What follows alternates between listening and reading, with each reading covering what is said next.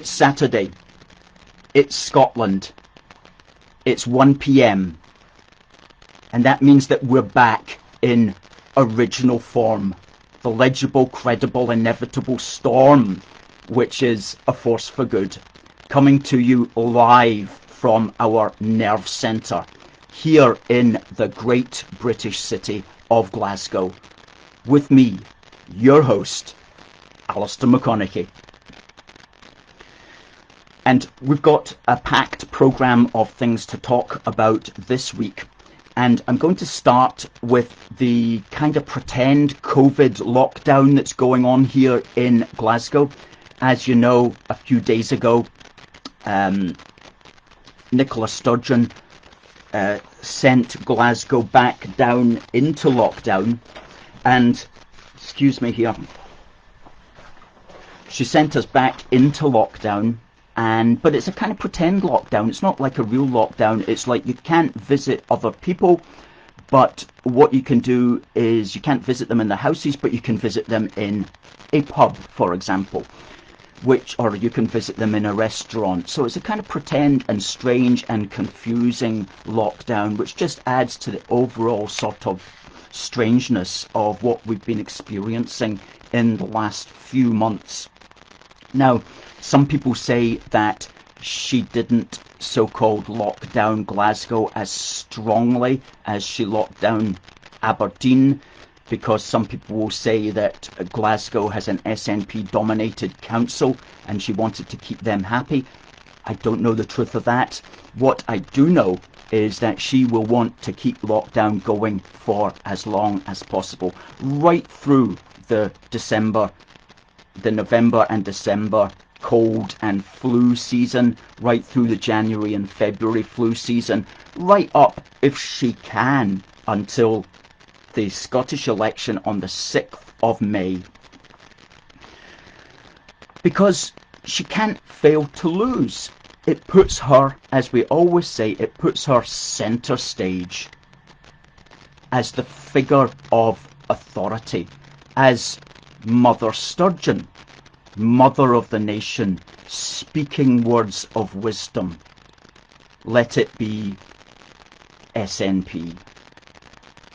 She's going to continue that for as long as the media allow her to, and every sign suggests that the British Broadcasting Corporation is just going to let her stand on that podium that they're providing for her for as long as possible. And of course, a lot of the Scottish mainstream media is, if not directly in hock or dependent upon the Scottish Government for funding, then they are sympathetic to her position. So they're not really going to challenge her on that. Good to see Christopher there. Thanks very much. Watching from Falkirk. Morwena, good to see you in again. Bill, good afternoon to you also. Alec, watching from Cambuslang. And Saji is watching from Sri Lanka. That's wonderful. Good stuff. Christopher says he's sitting back drinking tea from a Union Jack mug. Why not? That's the way to do it. Gilbert, afternoon from the Granite City. Is Aberdeen still in lockdown, Gilbert? I don't know offhand. Ray, good afternoon. Fire extinguishers at the ready. John gives us some thumbs up there. Gordon, hi Ali, watching from Dunfermline. Fiona from Aberdeen, and Raymond sending some flags there. William watching from Loyalist Londonderry. Good to hear from you, William. Alan, keep it up from Falkirk. And Nelson from his London Unionist home. Wayne in Ashford in Kent, and Rona from Aberfoyle. Margaret from Durham City, wonderful. Durham's a beautiful city. Agnes, from Denny.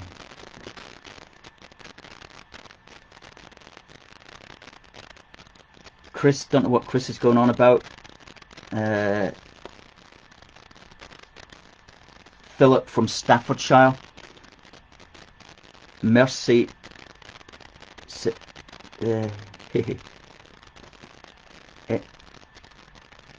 Debbie's saying she's getting noise interference. Okay. If that's a problem, we're not sure why that should be. We'll look into that, Debbie. Anybody else suffering noise interference, please tell us. That's something we want to look at.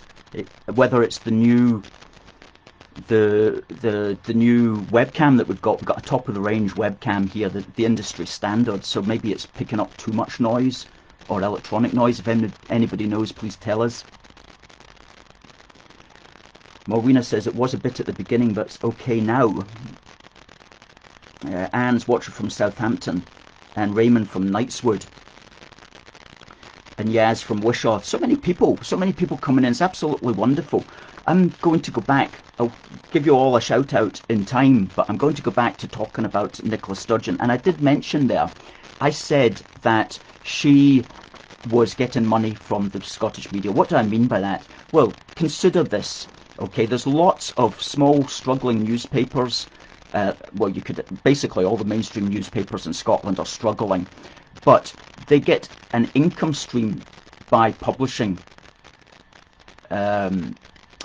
bulletins, whether in their newspaper or on their radio or TV adverts. They get the advertising revenue from the Scottish administration as a consequence of that. So all these COVID bulletins that the Scottish administration is sending out, you know, they're paying the media owners of these newspapers and channels and radio stations and so on big money to screen all that stuff. So these mainstream media is kind of compromised in a way when they're looking at when they're listening to Nicola Sturgeon, because that's a source of funding for them if they play their cards right, and they don't want to play their cards wrong and lose that funding. So that's always an angle that you've got to consider when you're trying to explain why doesn't media just go strongly against her point of view on this and break us out of this COVID lockdown. Why even like rebellious newspapers like the National, you know, they're completely going along with this, completely going along with it. They're not doing the let's stand out against the establishment and try a new angle, you know, here. They're totally going along with the mainstream governmental narrative in a way that I've never seen in my life before. You would expect some newspapers would stand out against it. The only one that I've really seen standing out, or at least allowing people to complain about it, is the Daily Telegraph. Correct me if I'm wrong, but that seems to be the only newspaper that's really allowing journalists to say this has to stop. So she's going to keep it going for as long as she possibly can, because it is in her interest to do so, to remain centre stage. As somebody said in a newspaper this week, it was in the Daily Telegraph, said she has got an almost permanent television fixture now. An almost permanent television fixture. That's correct. She has full spectrum domination of the mainstream media. And of course, she's loving that. And why wouldn't she, given her position and given what she is trying to achieve? So, what have we been up to? We had a street stall outside last week, which we deemed was the first weekend that it would be proper to do so. A very successful street stall. If the Facebook video is still working, please do tell me.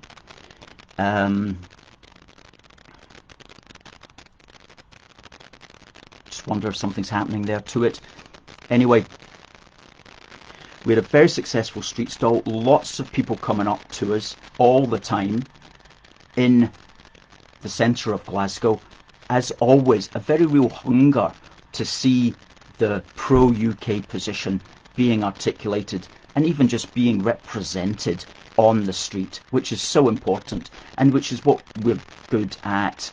And we have got a small team here in Glasgow who who concentrate on the street stall, and I just want to say thank you very much to them for helping to deliver that. And we will be back out.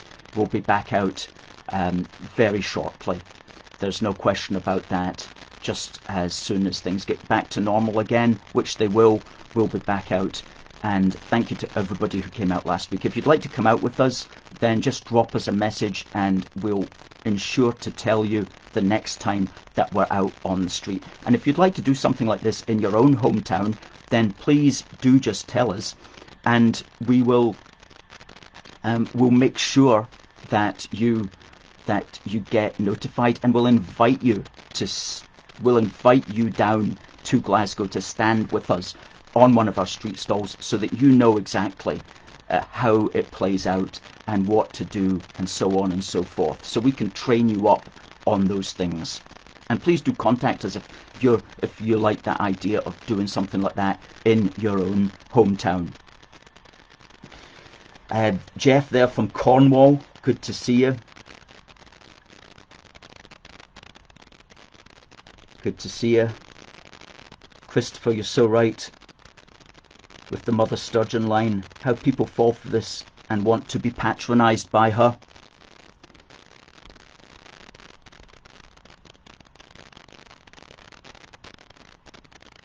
Peter from Stoke-on-Trent. And James says, keep up the good work, watching from Cooper. Christina says that she can hear crackling on the line. Well, why should that be, I wonder?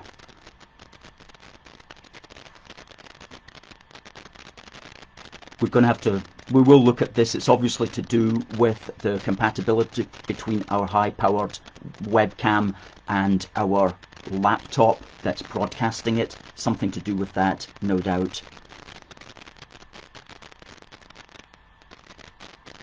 Okay, the consensus is that there is a bit of crackling. I'm sorry, Chris, I don't really know what you're talking about on that. We don't need to answer that, but interesting question, all the best. Gary from County Antrim, and Helen from Harwich in Essex, and Gary from Littleborough. Craig giving us thumbs up. Sammy saying, keep it up, guys. Good. And Raymond from Bangor in County Down. The star of the County Down. That's a good song. Gordon says he's getting interference every day from Nicola Sturgeon on her BBC throne. I know what you mean, Gordon. Margaret from Amersham in Bucks. Folks, in the news this week, something that's worth talking about because it sums up the craziness of the Scottish nationalists is that the GERS figures were announced. Now, prior to me getting interested in this, I thought the GERS figures were something to do with how Rangers were performing in the league. And then somebody goes, no, Alistair, it's not to do with football. It's to do with something called the... I'm going to have to look at this as well. It's called the SNP administration's General Expenditure and Revenue Scotland document, which is actually produced by the SNP administration, so they can't complain about it. And this found that in the year up to the beginning of the year, that the average person in Scotland received around £1,941.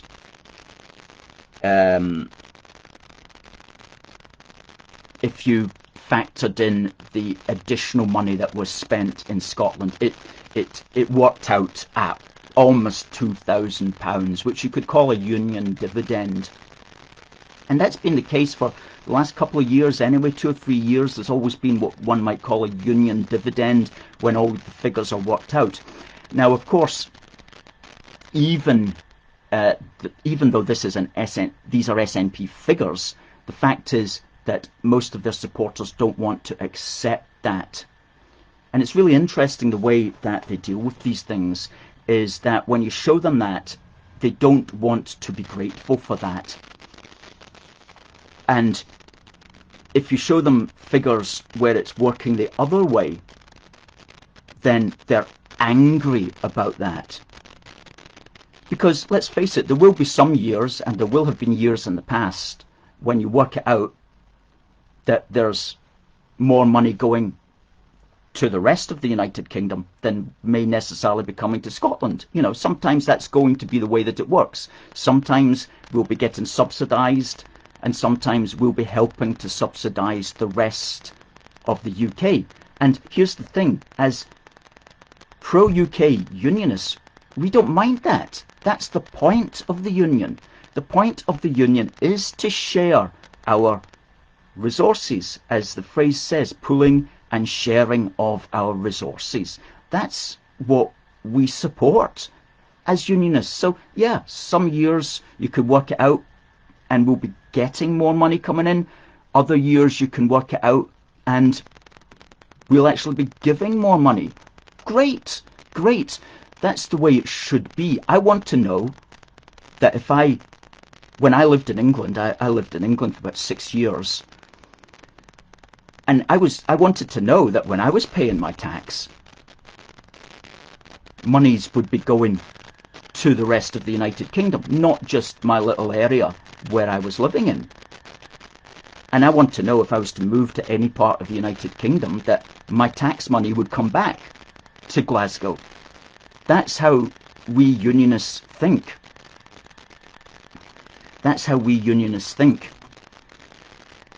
And I'm just going to send a message here to a colleague who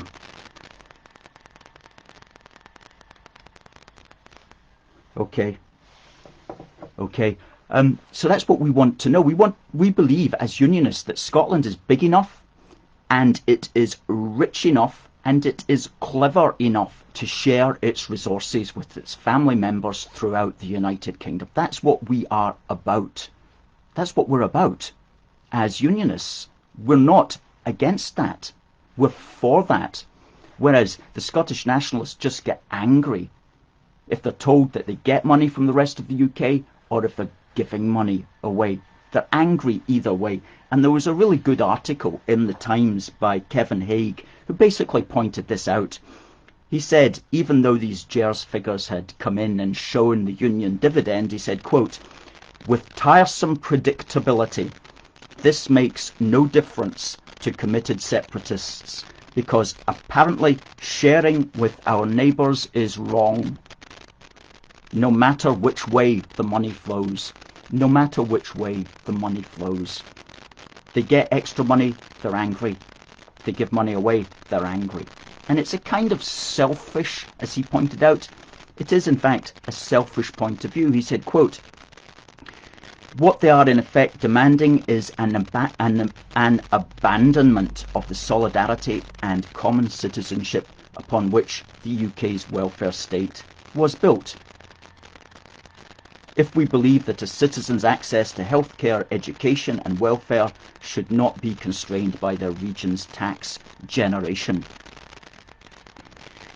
We should celebrate that taxes from across the UK fund Scotland's education and healthcare systems. Yes, we should celebrate it, and we do as unionists celebrate it, but the Scottish nationalists don't celebrate it. And one of them wrote a riposte to Kevin Haig. It wasn't actually a riposte as such. It was just a kind of one of the pot-boiling nonsense articles the next day in The National. And this person attempted to show that in fact Scots do care, that we are a sharing people, and that, you know, we do have solidarity with the rest of the United Kingdom and with the English in particular. And he made a point which struck me as the oddest point I have ever heard made in this regard, and a sad point, possibly a true point, but an extremely weird point. Okay, get this. As proof that Scotland shares and is a sharing people, Supporters of the Union, quote, "No, over the next few years, the numbers of English migrants in Scotland will rise sharply, and mainly because they think they and their children will be safer here." Now, what an incredible comment on the situation in the country at the moment. He's saying we're clearly a sharing people because the English are going to be fleeing some of these cities in the coming years, and they're going to be coming to Scotland, and we're going to welcome them. I'm sure we will welcome them. But the fact that he would even go there and talk about the possibility of that, like what's politically incorrectly called white flight, the fact that he would talk about white flight and English people fleeing to Scotland was just such a weird thing. I thought, such a weird thing, that I had to put that aside, and I'll maybe make a separate file for that new argument for Scottish independence. But very, very unusual point, but had to be mentioned there, because he's obviously thinking along lines that some of us haven't really thought about yet. Karen, hi from Falkirk. Steve, hi from Bilston in Midlothian.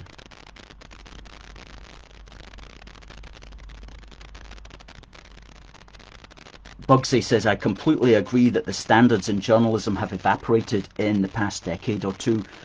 Yes, the newspapers are struggling now because of social media and people getting their news from other sources and from other people. Back when many of us were growing up, there was only 3 channels on the television, and there was only a handful of newspapers, and those 3 channels and the handful of newspapers created the political debate that existed in the country. And now it's much more anarchic, which has its benefits but also has its drawbacks as far as social stability is concerned, and especially also as far as these newspapers and their business model is concerned. That's for sure.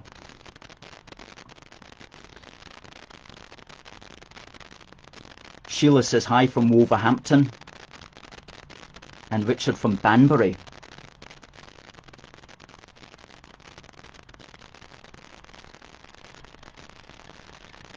Yes, good stuff, good stuff. Thanks for the... Michael, keep up the good work. We certainly will. We certainly will.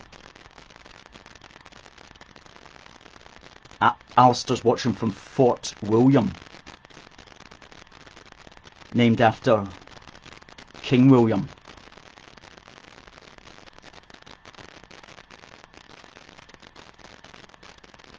People are saying it's stopped now, the crackling. Maybe it's the distance that I am at from the microphone. We'll look into it anyway. Yeah, okay, so that was the GERS figures. What else has been going on? Yes. Rule Britannia. Britannia rule the waves. Britain never, never, never shall be slaves. Apparently that's an extremely controversial thing to point out, according to the British Broadcasting Corporation, again, although they've always been opposed to those sorts of songs. But of course the Proms is in lockdown also, but they are going to have a few singers singing it. But what's interesting, and what I want to just mention about that song before I move on to what's happening as far as our Twitter account is concerned, is the comments from people who opposed it were saying that it was an anachronistic song, which means a song that somehow its day has passed. Well, that struck me that these people must live in a very metropolitan borough, because if you come up to Scotland, Rule Britannia as a song is a living thing. It's a real thing. People sing it lots of times, sometimes at football matches, but we especially at A Force for Good, we sing it, or shout it more like, at any of the Scottish nationalist marches when they're passing us. We play it on our PA system at the start, and then at quieter moments we'll give them a rendition of Rule Britannia. And so it's like a living thing. And it's such a great chorus which sums up the desire to be British, and indeed for unity. And so when I saw these commentators talking about how, oh, it's time has passed, and well, it's history, but we like singing about history, I'm like, no, it's a real thing today. It's a living document, and it's a living song right now. You know, it's not gone away. And so people who say it's anachronistic or living in the past, they don't live in Scotland. And they don't move in the circles that we pro-UK activists move in, because we can tell you it is a real thing. Right now, it's a living thing. And, of course, we love it because it was written by the Scotsman James Thomson, and it was set to music by Thomas Arne, and it was first performed on the 1st of August 1740. But it's still with us today, and thank goodness he wrote a thank goodness he wrote a verse which was easily sung, or rather a chorus which was easily sung, because the rest of the verses are pretty difficult to sing unless you are basically an opera singer. But he delivered a fantastic wee chorus for us, which is never going to go away, regardless of what the British Broadcasting Corporation might try to do. So that was the point about Rule Britannia. You know, where the fight for Britain is, there you will find Rule Britannia as a living thing. Okay? So no more of your, oh, it's anachronistic, it belongs in the past. No.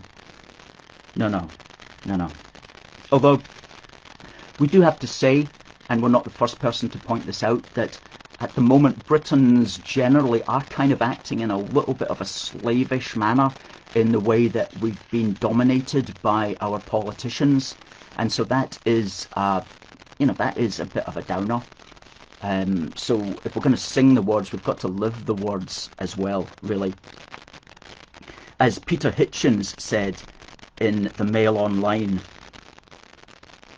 many people who claim to be exorcised by this meekly submit to house arrest, compulsory masks, the suppression of Parliament, compulsory family separation, and a catalogue of outrages against our liberty that only a slavish mind would accept. 100%. And if you're not of a slavish mind, I know that there is a protest today, probably right now actually, outside Holyrood against compulsory lockdown. And I believe there is one tomorrow in Glasgow Green in Glasgow. He did say something else pretty funny in this article. Where was it? Ah, yeah, he was going on. He was talking about COVID. And he was talking, as we've talked as well, about how many cases are there actually of this. Nobody seems to know properly. And he talks about young people and children, and he goes, the chance of a healthy young person dying from COVID is about as great as the chance of an eagle dropping a tortoise on your head and killing you. And that's pretty funny. That's pretty funny. And then he actually goes on and said that this actually happened to the Greek playwright Aeschylus about 2,500 years ago. So it must be about due to happen again. So those of you going outside, walking down the street with a mask, you might want to maybe carry a bin lid or something on top of your head, because you might be the one that the tortoise falls upon. Any day now. Any day now.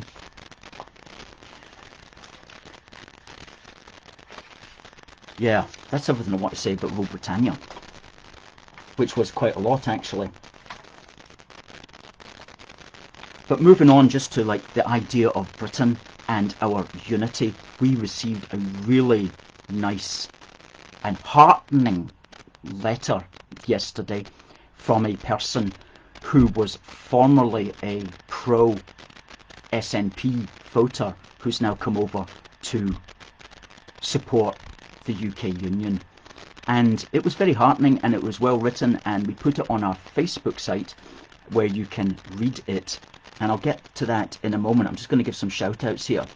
Ian in North Ayrshire, good to see you. Moira from Helensburgh, Sylvia from Northern Ireland, Roscoe from Dundee. Hope you're doing well, Roscoe. Thanks for helping us in the past.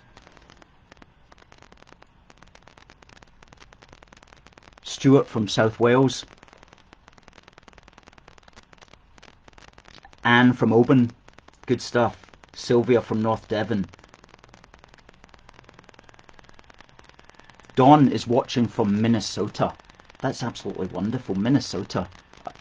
I hope things are going well in Minnesota right now.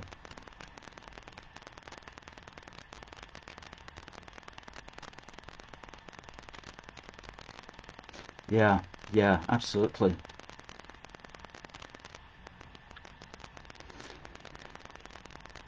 Okay.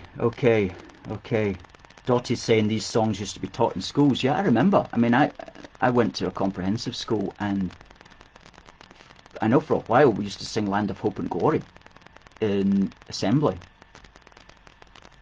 which was fantastic. I mean, that was just in the south of Scotland.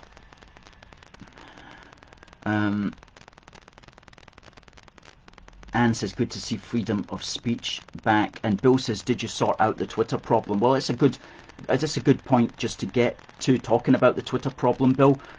No, we have not sorted it out. The situation at the moment is that we've appealed 4 times. As many of you will know, they dropped us unceremoniously on the 17th of August. And they claimed that it was platform manipulation. That's why they were taking us off. Now, that's something, as we've said, we don't even understand what that means, really. It's something you can't really do unless you've got the computer systems to do it. It's the sort of thing that you'd do if you're a Russian hacker or a Chinese hacker. You're not somebody like a Force for Good that's just got a loyal Facebook and Twitter following. You know, we're not in that game at all, so we're totally unjustly removed. But what has really got our goat since then is we've applied 4 times, and not once has Twitter come back and gone, well, actually, mate, you were in the wrong because here, and here. Okay? So basically what happens is they can just drop you, and they are under no legal obligation whatsoever to do anything about that. And they can just kiss you goodbye and ignore you. Now, we've decided that we're going to continue to appeal, obviously, but this situation has told us that there's something seriously wrong with social media in the United Kingdom, because that should not be allowed. I can understand Twitter putting people off if you are an anonymous account, or if you have got very few followers, or of course if you break their rules about speech. I understand them putting you off for those reasons. However,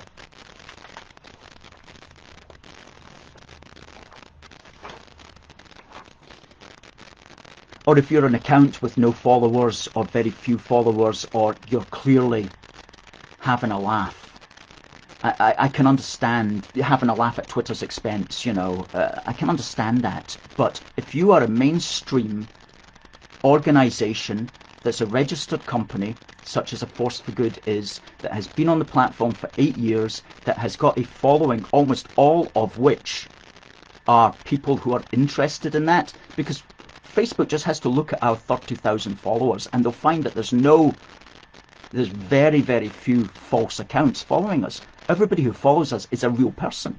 That's another thing that should have told them that we're totally bona fide.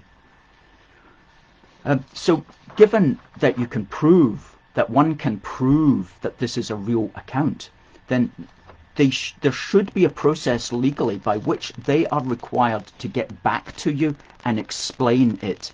There has to be a legal law that says if you're going to put somebody off Twitter, you need to engage with that person, providing that account meets the proper professional guidelines of a proper, open, transparent account, which our account did. Then you have to engage with them in an appeals process. And it should be 3 strikes and you're out. It shouldn't be 1 strike and bang, you're gone, and we're not going to talk to you ever again or tell you even why you did it. That's just a way of that particular social media company dominating the airwaves for its own particular brand of politics. Now, how is that done? Boris Johnson has got an 80-seat majority. Now, he needs to realise that Twitter are putting out and off its social media platform people generally from a small c conservative position. And unionism can be called a small c conservative position. So Twitter has an agenda to push off all these voices. And if they succeed in doing that, then Boris Johnson will not be re-elected again. I mean, Donald Trump is going to be struggling this year because in the past 4 years, Twitter has removed all the major pro-Trump accounts, which helped him to get elected in 2016. So these guys need to understand that if they are to be re-elected, they have to sort out social media, not in a censorious way, but in a way that protects people who generally might speak for their particular values. And unionism is certainly one of those values that should not be pushed off Twitter. So Boris Johnson needs to get onto that, and even though Twitter is an international company, he can still make laws for their broadcasting in the United Kingdom. And within the United Kingdom, terms should be created which make it onerous for Twitter to simply offhandedly get rid of political voices, professional voices, voices that have got a proper following, voices that are open and transparent, and that are subject to the law of the United Kingdom anyway. Twitter should have a system where it's hard for them to do that, basically. It's hard for them to abuse their power. And Boris needs to get on that, because if he doesn't get on that, he will lose a huge number of supporters, people who are speaking for him or his general policies on Twitter. And so why is there no movement on that? There really needs to be movement, because if there's not in the next 3 years, then what you will find is that voice has been completely censored off the internet. And we're not making a case here specifically for the Conservative Party. We're simply pointing out the necessity to protect small c conservative voices on Twitter. And as well as all voices, of course, as well as all voices. And that these requirements for Twitter to behave in a more professional manner, they should come in across the board, needless to say. So that's what we want to say about Twitter, and we're going to push that now as a project. We're going to push that as a project. Now, going back to the letter that we received from the person who said that they were former SNP and now are pro-UK, it was very interesting just to see, very, very heartening, as I say, and interesting to see the points that they were making, and you can read it on our Facebook page. One was simply being upset by Nicola Sturgeon's demeanour, by her apparent and the SNP's apparent power-mongering. Another was being upset by the very obvious anti-English and anti-British approaches that the Scottish nationalists often take. And the third, which really hit home for us, because we know it is a strong one, is just general appreciation and love for all of the United Kingdom and the social and cultural bonds which we enjoy here, and which would be harmed, and which are being harmed right now by the Scottish National Party. So these three things were the things that switched this SNP person to becoming pro-UK, and it's something that we're very grateful to hear, and I want to thank the person who wrote that. And if you are a person who was pro-SNP and now you're pro-UK, please do tell us about your journey from separation to unity. Please do tell us, and we can publicise that as well. And it got big engagement last night. It got big engagement, almost 1,000 likes on our page.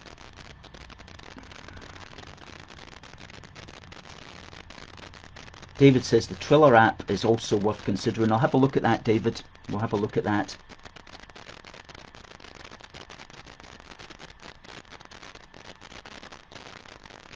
And Nelson says, please have a look at going over to DLive for streaming.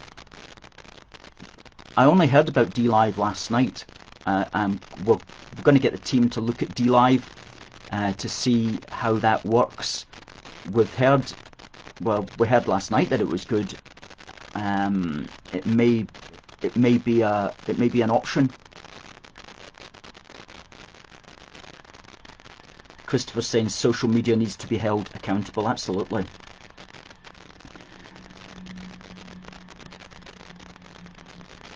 Good. Paul says quite rightly that there is no oversight or regulations controlling social media. They are essentially a law unto themselves.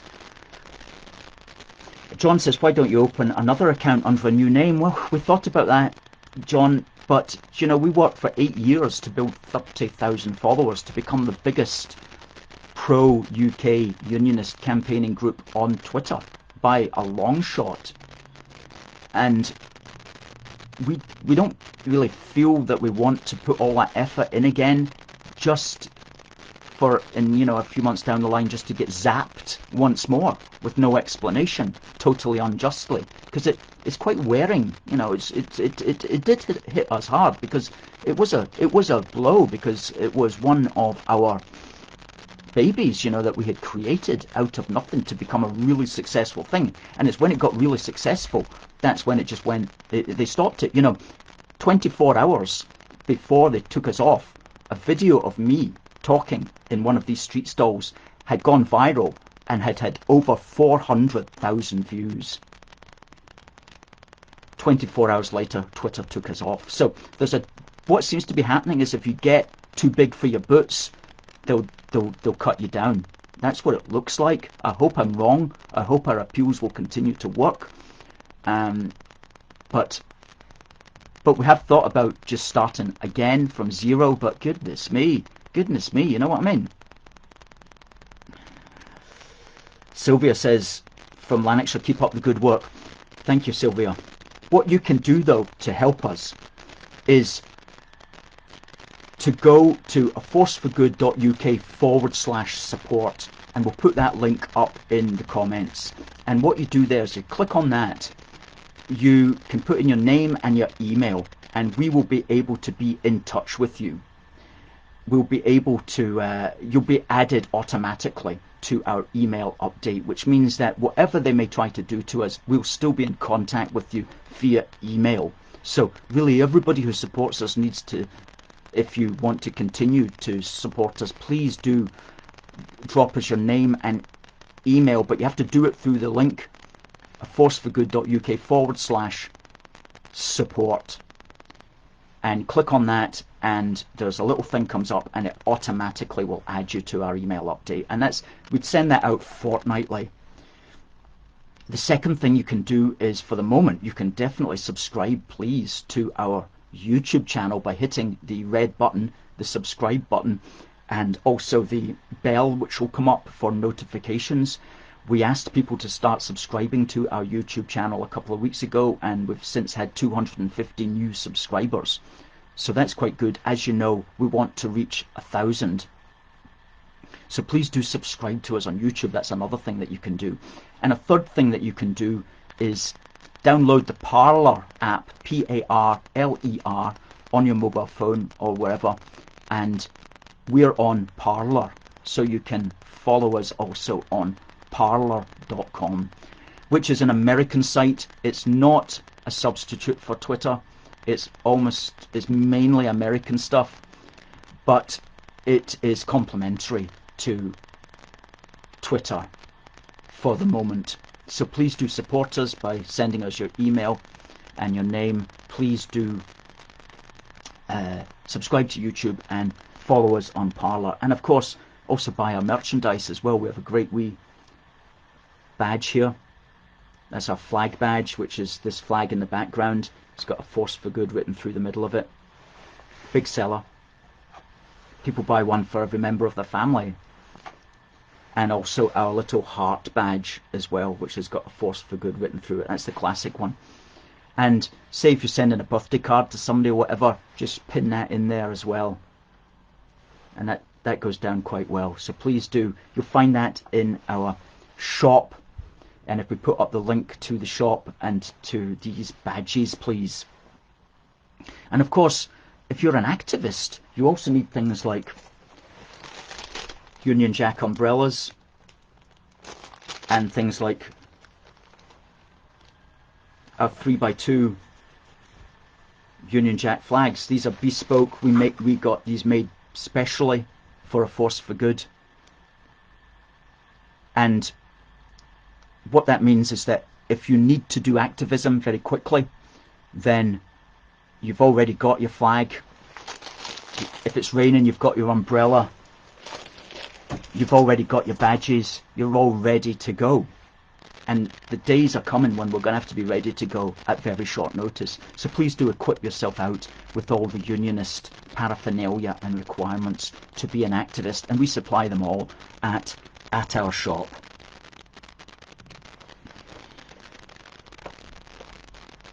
John says, somebody must have complained about you. Yeah, the Scottish Nationalists complain about us all the time. They're always trying to get us removed for no reason whatsoever, other than the fact that we're a very successful, articulate voice, which they don't like to hear.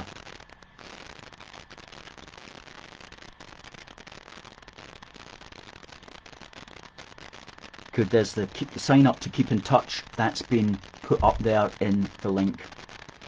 Christopher's just added his details, and also he's set up some monthly financial support as well. You can go to aforceforgood.uk/union-supporters, and if we put that link up as well, and most of the people on there are donating £1.15 a week, which works out over 52 weeks as a £5 a month.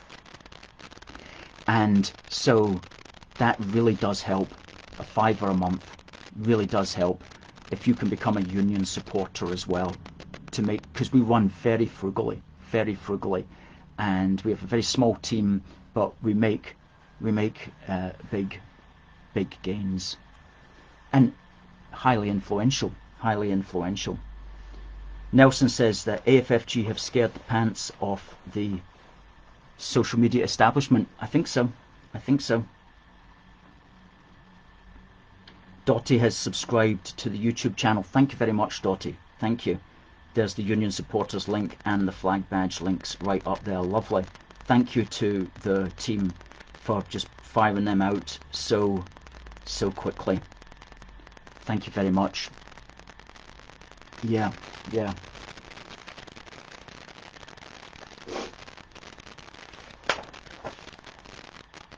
And of course, another thing that we are doing is our wee book for the union.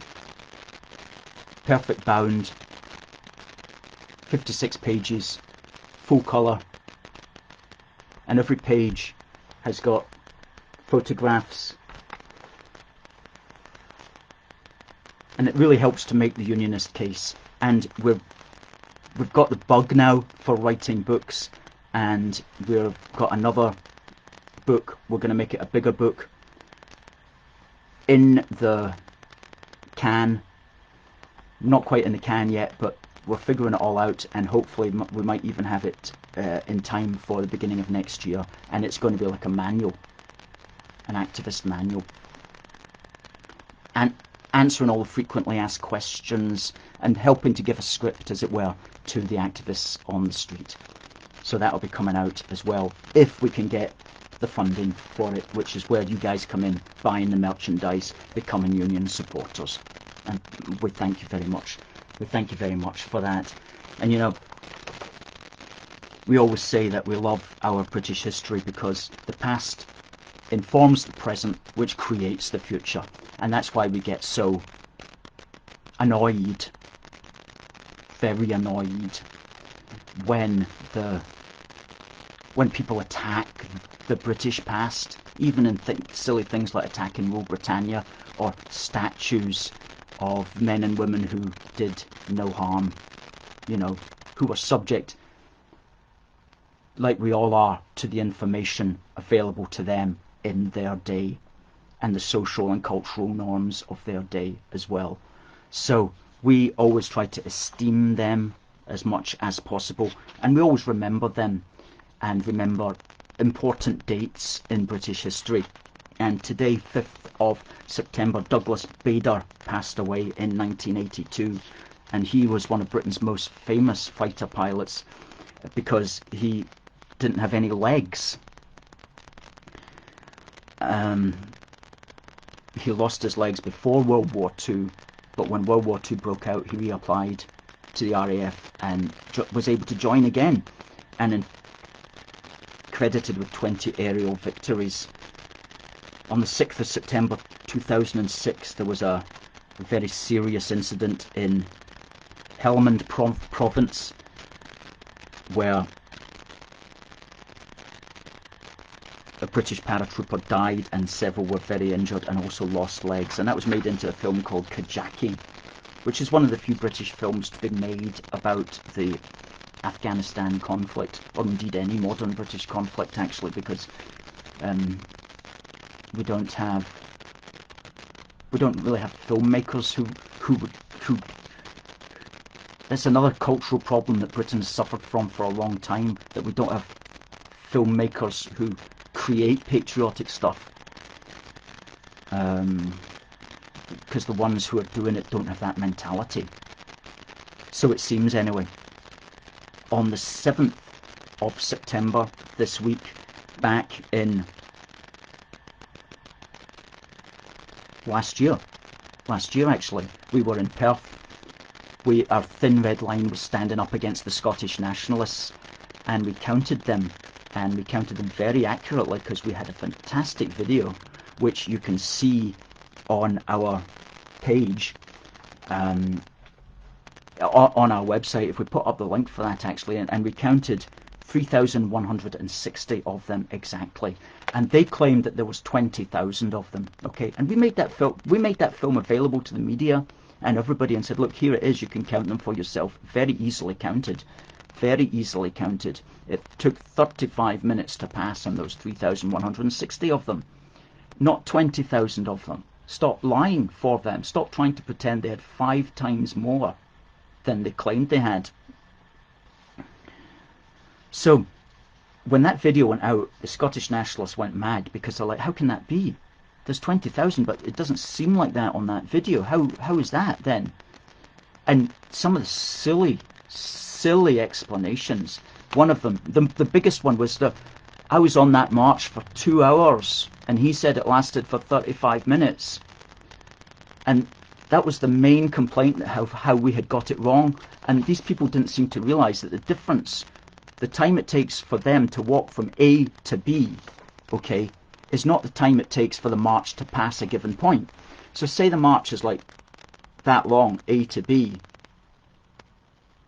and say the actual number of people is like, you know, a small group here. It takes them 2 hours to walk that distance, but that small group passing a given point, it only takes 35 minutes. It's like if I was to walk from here to Edinburgh, that would take 15 hours. But I would be wrong to say that the march lasted for 15 hours. The march lasted for 1 second it took me to pass a given point, to pass the counting point. So they never ever got their heads around that. They still haven't got their heads around that. They'll say, like, you know, we were marching all day. How can you say it only took an hour and a half? This is what we're up against, folks. This is what we're up against. What was another random? Oh yeah, like, I don't see myself on that. I don't see myself on that march. You know, well, you didn't look hard enough. Look again. So yeah, and we'll be back out if the Scottish Nationals are having another march, which they might do next year if Nicola Sturgeon hasn't confined us all to if we're not still all confined in lockdown. You know, you'd think Scottish nationalists would make a fuss of this as well, because they want to get out and they want to march. So how come they're not rebelling against this? I'll tell you why. It's because they love Mother Sturgeon and she's always right. And so they're just happy for her to maintain centre position, centre stage, have all the authority, and her daily British Broadcasting Corporation broadcast. They're happy for all of that. But it will end up biting them in the backside.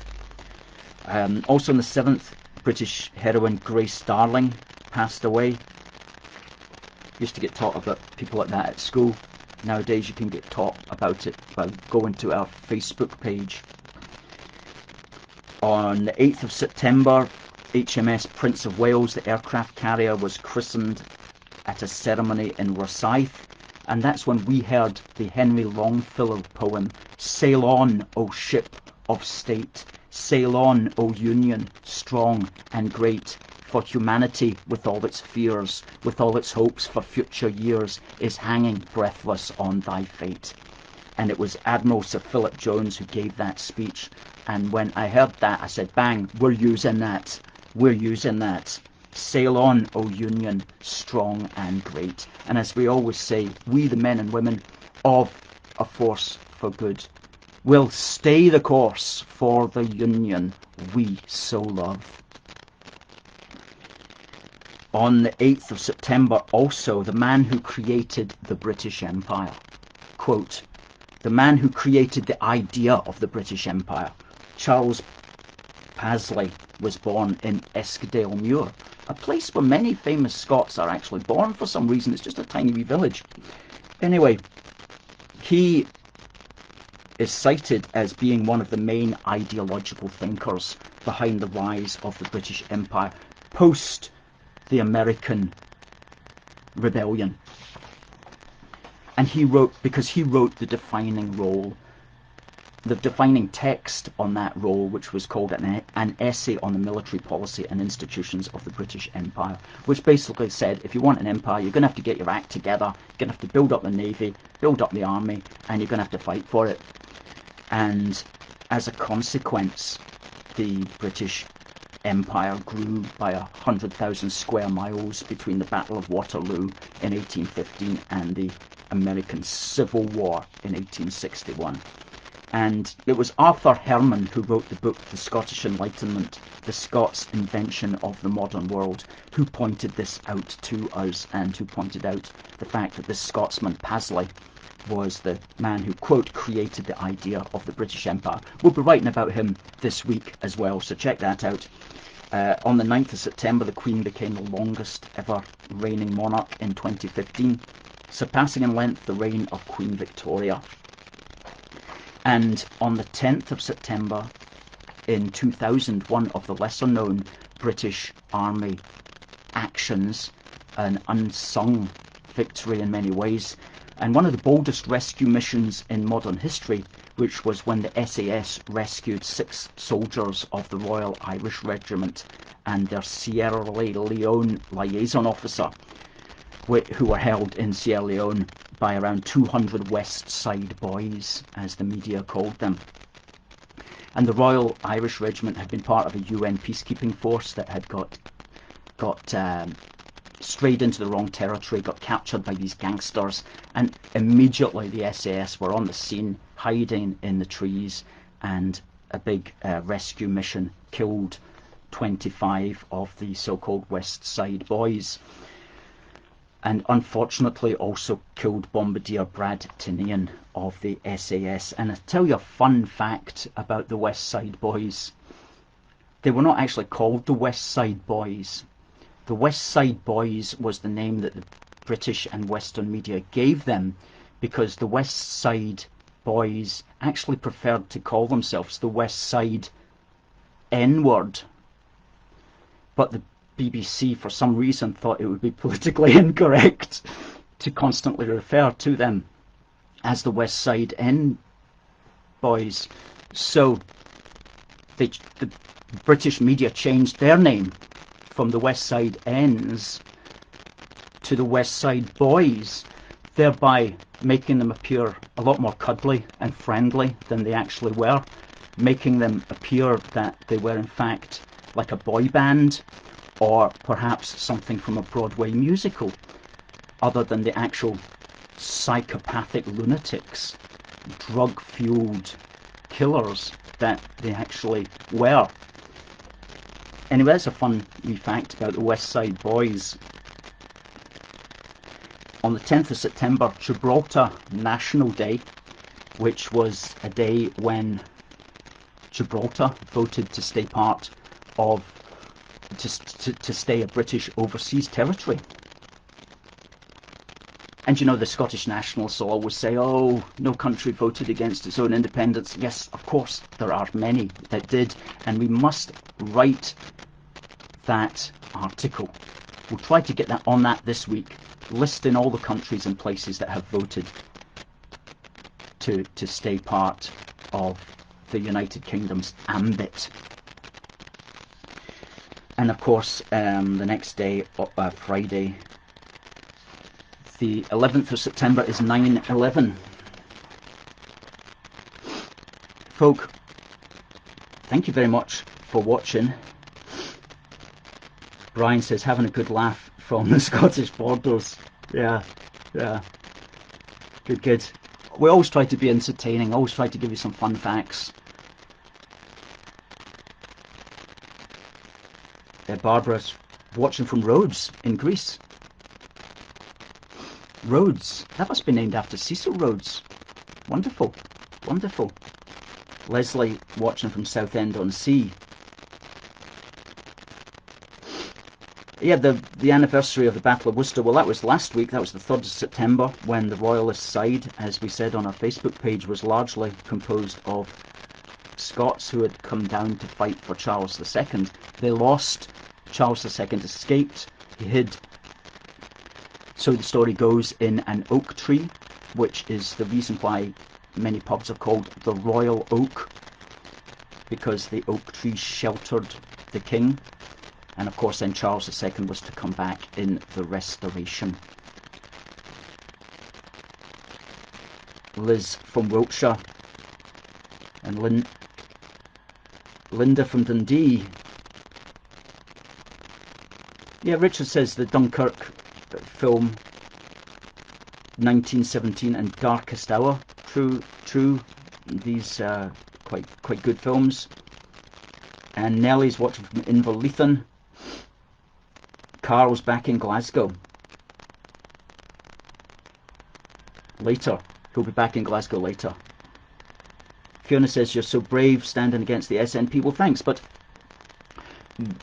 many of us do so, and every single one of us is committed to doing so, and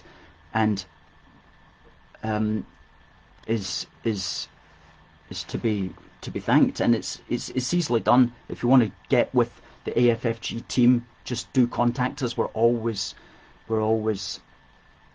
ready, willing and able to hear from you. We're Scotland's gallant crew, and we're going to show the world what we can do. As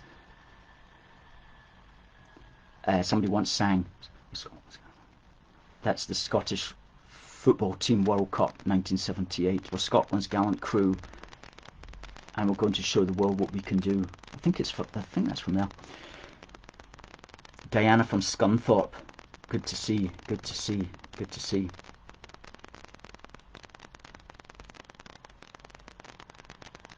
Marwina, thanks for that.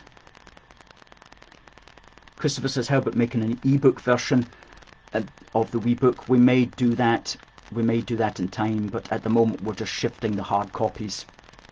And you can get yours by going to aforceforgood.uk, go along the top and click on shop, and you'll see that there.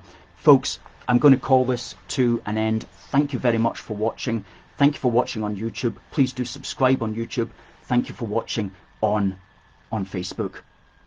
It just remains for me to say, God bless the United Kingdom, and God save the Queen.